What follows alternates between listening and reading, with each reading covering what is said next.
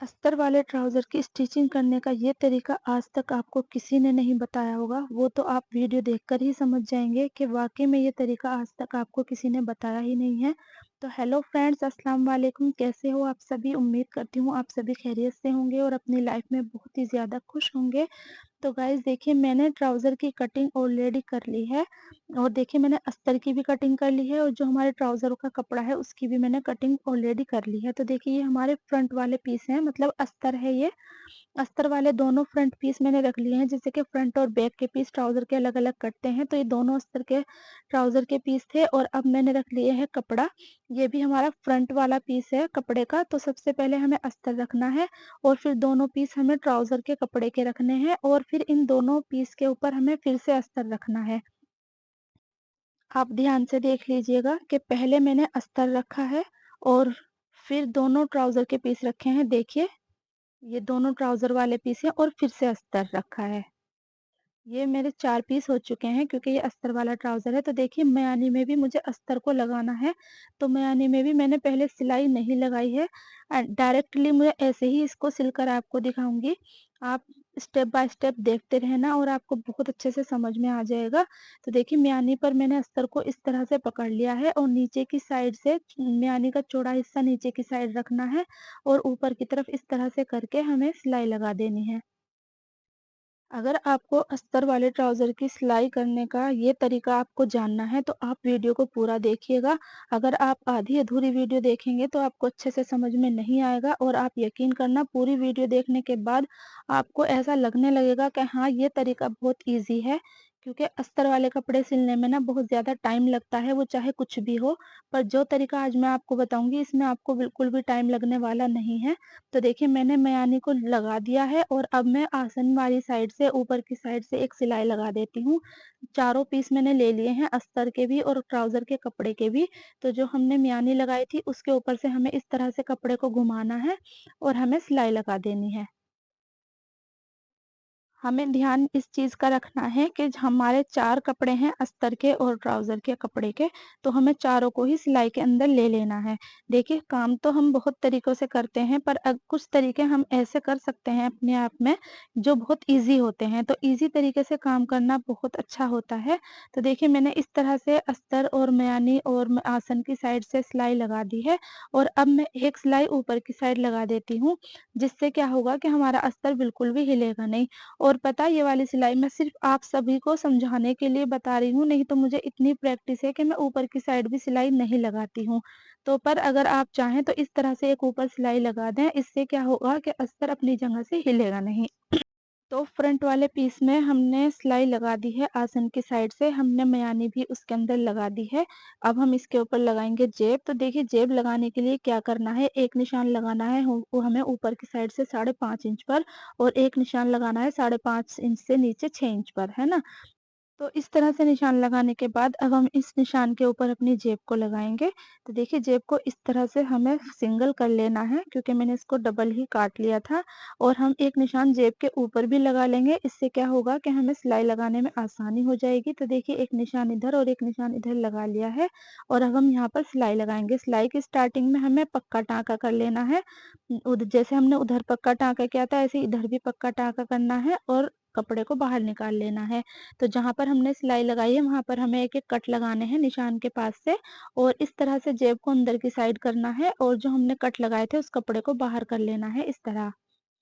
Cut के पास से इस तरह से कपड़े को बाहर करने के बाद फिर हमें इसके ऊपर जो हमारा जेब का निशान है वहाँ पर हमें एक पैर का मार्जिन रखते हुए सिलाई लगानी है इस तरह से और ये सिलाई हमें इस तरह से बाहर निकाल देनी है जो हमारा कट वाला कपड़ा है उसके ऊपर से। तो फिर देखिए ट्राउज़र को इस तरह से उल्टा करना है और जो हमारी जेब है हमें उसे इस तरह से फ़ोल्ड करना है और जो हमारी जेब की तली वाली साइड है वहाँ पर हमें पक्का स्टार्टिंग में पक्का टाँका करते हुए इस तरह से एक सिलाई लगा देनी है। और ये वाली सिलाई लगाने के बाद ना हमें फिर अपनी जेब को सीधा कर लेना है। मैं भी आपको दिखाती हूँ देखिए इस तरह से। तो इस तरह से हमने जेब को सीधा कर लिया है और फिर हमें जेब को सेंटर में मिलाते हुए जेब वाले कपड़े को इधर से भी और इधर से भी इस तरह से ट्राउज़र से मिलाना है और हमें एक सिलाई लगानी है। इससे क्या होगा कि जब हम बैक वाला पीस इसके ऊपर जोड़ेंगे तो हमें पता रहेगा कि हमारी जेब का मुँह कहाँ पर है।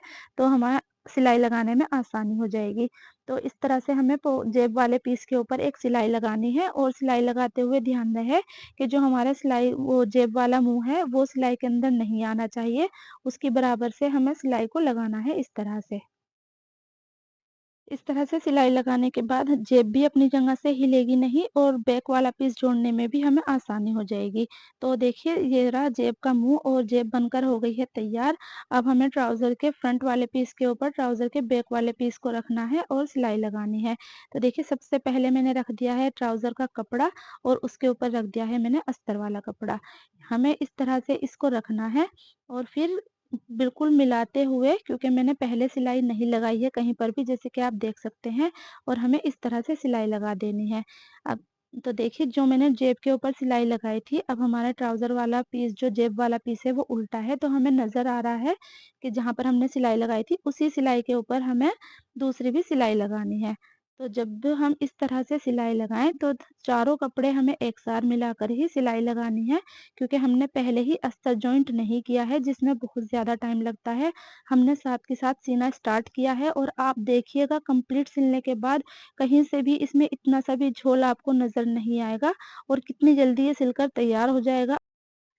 जब भी हम अस्तर का कोई कपड़ा सिलते हैं, तो हम पहले उसके अस्तर को जॉइंट करते हैं कपड़े के साथ।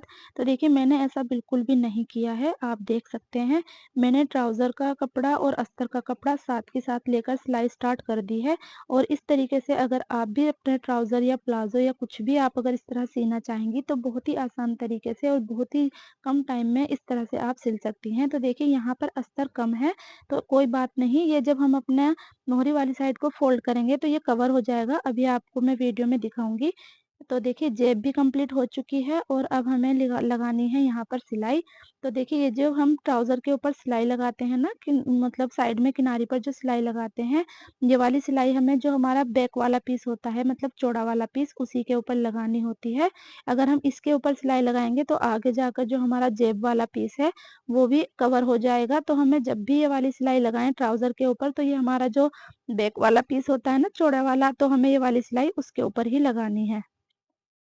जो मेरी बहनें सिलाई करती हैं और वो मेरी वीडियो देख रही हैं, तो वो मुझे बताएँ कि जब आप अस्तर वाला ट्राउज़र सिलती हैं, तो आपको कितना टाइम लगता है अस्तर वाले ट्राउज़र को सिलने में? क्या आप मेरी तरह सिलाई करती हैं या पहले आप अस्तर को चारों तरफ से जॉइंट करती हैं, उसके बाद फ्रंट और बैक पीस को जोड़ती हैं? तो मुझे कमेंट करके ज़रूर बताना और आपको ये तरीका कैसा लगा, मुझे ये तरीका भी बताना। तो देखिए कंप्लीट सिलने के बाद जब आप इस ट्राउज़र को देखेंगी, तो सच में आप यकीन करना, आपको खुद से लगने लगेगा कि हाँ, बहुत ही ईज़ी तरीके से और बहुत ही अच्छी फिनिशिंग के साथ ये सिलकर तैयार हो गया है। तो देखिए अब मुझे इसमें लगाने हैं बैक वाले पीस को इधर की साइड। एक साइड मैंने जेब लगा दी है, सीधी साइड जेब लगाई है, दूसरी साइड जेब नहीं लगानी है इसमें। पहले हमने कपड़े को रखा है और फिर हमने इस अस्तर को रखा है और फिर हमें सिलाई लगानी है। बार-बार मेरी बेटी वीडियो में आ रही है, क्योंकि देखिए बिल्कुल गेट के पास मेरी मशीन रखी है और यहीं पर मेरा स्टैंड भी रखा है, तो इसको आना-जाना पड़ रहा है बाहर, तो ये बार-बार कैमरे में आ रही है, तो इसको प्लीज़ इग्नोर करिएगा, क्योंकि घर में बिल्कुल भी जगह नहीं है कि मैं कहीं और स्टैंड लगा सकूँ। तो बच्चों को देखो कुछ काम है तो वो जा रहे हैं, उनको आना-जाना पड़ रहा है बार-बार, तो बेटी बार-बार वीडियो में आ रही है, तो प्लीज़ इसको इग्नोर कर दीजिएगा। तो देखिए चारों पीस को हमें इस तरह से मिलाते जाना है और सिलाई लगाते जाना है। वैसे तो मैं बहुत सारी वीडियो आप सभी के साथ शेयर करती हूँ, जिस तरीके से मैं सिलाई करती हूँ, मुझे जितनी भी सिलाई आती है, पर ये वाला तरीका आप यकीन करना मुझे बहुत ईज़ी लगता है और इसी तरीके से मैं अस्तर वाले ट्राउज़र की सिलाई करती हूँ। तो आप भी इसी तरीके को एक बार ज़रूर ट्राई करना और मुझे कमेंट करके बताना कि आपको ये तरीका कैसा लगा। इस तरह से ट्राउज़र की सिलाई करते हुए बस आपको क्या करना है कि जो हमारे अस्तर वाले कपड़े हैं और जो हमारे ट्राउज़र वाले पीस हैं, हमें उनको साथ के साथ मिलाते रहना है और सिलाई लगाते जाना है। ऐसा बिल्कुल नहीं करना है कि अस्तर कहीं और कपड़ा कहीं। देखिए जब हम सिलाई करते हैं तो इतना तो हमें आता ही है, पर हमें चारों कपड़े एक साथ मिला के चलते जाना है। तो देखिए ये मैं फिर बता रही हूँ कि ये अस्तर की लंबाई थोड़ी कम थी, पर जब हम इसकी ट्राउज़र की मोहरी को फ़ोल्ड करेंगे ना, तो ये अस्तर वाला पीस खुद से फ़ोल्ड हो जाएगा। अभी आगे वीडियो में मैं जब मोहरी फ़ोल्ड करूँगी तो आपको खुद से पता चल जाएगा। तो फिर हमें इधर की साइड भी जो किनारे पर सिलाई लगानी है, बैक वाले पीस के ऊपर ही सिलाई लगानी होती है ये वाली। जो फ्रंट वाला पीस होता है ना, जो पतला वाला, उस पे हमें ये वाली सिलाई नहीं लगानी है, बैक वाले पीस के ऊपर ही सिलाई लगानी है। और देखिए मैं अपनी तरफ से पूरी कोशिश करती हूँ आपके लिए अच्छी से अच्छी वीडियो बनाने की। और अगर आपको मेरी वीडियो ज़रा भी पसंद आती है तो मेरी वीडियो को लाइक कर दिया करें और मेरे चैनल को सब्सक्राइब भी कर लें, ताकि हर आने वाली वीडियो की नोटिफिकेशन आप तक पहुँच जाए। और आपको मेरी वीडियो कैसी लगती है मुझे कमेंट करके बताना। मैं अपनी तरफ से पूरी कोशिश करती हूँ आपको अच्छे से समझाने की, अच्छे से बताने की। मैं हर वो तरीका आपके साथ शेयर करती हूँ जिस तरीके से मैं सिलाई करती हूँ। तो देखिए दूसरी साइड भी मैंने बैक वाले पीस को जॉइंट कर दिया है। अब हम इसकी ऊपर वाली साइड एक सिलाई और लगा देते हैं, जैसे कि मैंने फ्रंट वाले पीस के ऊपर लगाई थी। मतलब ये वाली सिलाई मैं जहाँ पर हम लास्टिक डालेंगे ना वहाँ पर लगा रही हूँ, क्योंकि वीडियो में ठीक से नज़र नहीं आ रहा है। तो इस तरह से सिलाई लगाने के बाद ना कपड़े अच्छे से रुक जाएगा, अस्तर का भी और ट्राउज़र का भी। और इस तरह से सिलाई लगाने के बाद हमें अब इधर की साइड भी मयानी को अटैच करना है। तो कपड़े को अच्छी तरह से एकसार कर लो इस तरह से। और मयानी और अस्तर, मतलब जो मयानी का कपड़ा है और अस्तर का कपड़ा दोनों को साथ लेना है इस तरह से। पहले हमें कपड़े को रखना है, फिर कपड़े के ऊपर हमें अस्तर वाली मयानी को रखना है। और फिर इसी तरह से नीचे की साइड से लेना है ऊपर की तरफ, नोक हमें ऊपर रखनी है मयानी की। और इस तरह से हमें एक पैर का मार्जिन रखते हुए सिलाई लगानी है। कुछ भी नहीं करना है, बस हमें थोड़ा-सा ध्यान रखना है कि चारों कपड़े हमारे सिलाई में आ जाने चाहिए। और बिल्कुल जैसे हम सिंपल ट्राउज़र की सिलाई करते हैं, अस्तर वाले ट्राउज़र की भी सिलाई इसी तरीके से हो जाएगी। फिर हमें दूसरी साइड से भी अपने कपड़े को उठाना है और आसन वाली साइड पर रखते हुए चारों कपड़ों को एकसार करना है और इस तरह से हमें रखना है आसन से मिलाते हुए। देखिए जैसे कि मैंने रखा है, ये देखिए चारों कपड़े एक साथ हो चुके हैं। और फिर हमें यहाँ पर सिलाई लगानी है। जैसे कि नीचे वाले पीस पे मैंने मयानी को पहले ही अटैच कर दिया है, तो अब हम जब दूसरे वाले पीस की ऊपर वाले साइड से सिलाई लगाएंगे तो हमें इस कपड़े को मयानी के ऊपर इस तरीके से घुमाना है और एक सिलाई लगा देनी है इस तरह से। देखिए हमारी मयानी भी लगकर तैयार हो जाएगी और आसन की सिलाई भी कंप्लीट हो जाएगी एक ही सिलाई में। इस तरह से ये वाली सिलाई कंप्लीट करने के बाद अब मैं आपको बताऊँगी कि हमें इसमें इलास्टिक को किस तरीके से डालना है। तो देखिए हमारा फ्रंट और जो बैक का पीस होता है वो थोड़ा ऊँचा-नीचा होता है, क्योंकि हमें फ्रंट वाले पीस पर थोड़ी-सी कटिंग करनी होती है। तो देखिए मैंने इलास्टिक की कटिंग कर ली है। इसकी कमर थी 18, तो मैंने 15 इंच की इलास्टिक को काट लिया है। मतलब 18 दूनी मतलब 36 कमर थी, तो मैंने 30 इंच की बेल्ट को काट लिया है। आप इस तरह से कमर के हिसाब से इलास्टिक को काट सकते हैं। तो इस तरह से मैंने फिर इलास्टिक को काटने के बाद कई सारी सिलाइयों से इसको मैंने जोड़ दिया है यहाँ पर। क्योंकि इस तरह से अगर हम पक्का करके जोड़ लगाते हैं ना तो फिर पहनने के बाद अंदर की साइड ये जोड़ खुलता नहीं है।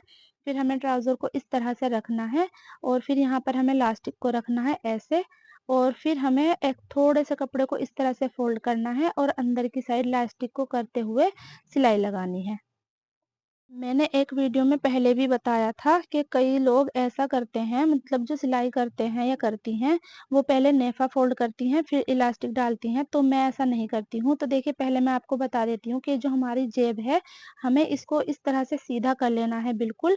और इलास्टिक को रखना है इसके ऊपर और सिलाई लगाते हुए हमें ध्यान रखना है कि जब हम सिलाई लगाएँ तो जो हमारे जेब है उसका कपड़ा हमारी सिलाई के अंदर आ जाना चाहिए। देखो इस तरह से हमें इलास्टिक को रखना है इसके ऊपर और फिर हमें कपड़े को फ़ोल्ड करना है और जेब वाले कपड़े के ऊपर सिलाई को इस तरह से लगाते जाना है। हाँ, तो मैं आपको बता रही थी कि पहले ना कई लोग इस तरह करते हैं कि पहले नेफ़ा फ़ोल्ड कर लेते हैं, फिर बाद में इलास्टिक डालते हैं। मुझे वो तरीका बिल्कुल भी अच्छा नहीं लगता है। एक तो उसमें डबल मेहनत होती है, देर लगती है और फिर ये वाली दिक्कत भी शायद हो जाती हो, मुझे नहीं पता क्योंकि मैं नहीं करती हूँ कि नेफ़ा हमसे चौड़ा या कम अगर हो जाएगा और फिर बाद में हम उसके अंदर इलास्टिक को डालेंगे तो फिर दिक्कत हो जाएगी। अगर हम इस तरह से साथ के साथ सिलाई लगाएँगे तो हमें पता होगा, आइडिया होगा हमें कि हमें कितनी दूर पर सिलाई लगानी है, क्योंकि इलास्टिक अंदर की साइड है। और इस तरह से इलास्टिक को हमें बाहर निकालते जाना है और कपड़े को फ़ोल्ड करना है इस तरह से और सिलाई लगानी है। और ये सिलाई लगाते हुए हमें ध्यान रखना है कि हमारी इलास्टिक सिलाई के अंदर नहीं आनी चाहिए, नहीं तो फिर जब हम इसको खींचेंगे ना तो हमारे इलास्टिक की जो बढ़न होती है, मतलब खिंचाव होता है, वो ख़त्म हो जाएगा। तो इलास्टिक के ऊपर सिलाई नहीं आनी चाहिए, बस हमें कपड़े के ऊपर ही सिलाई लगानी है इस तरह से।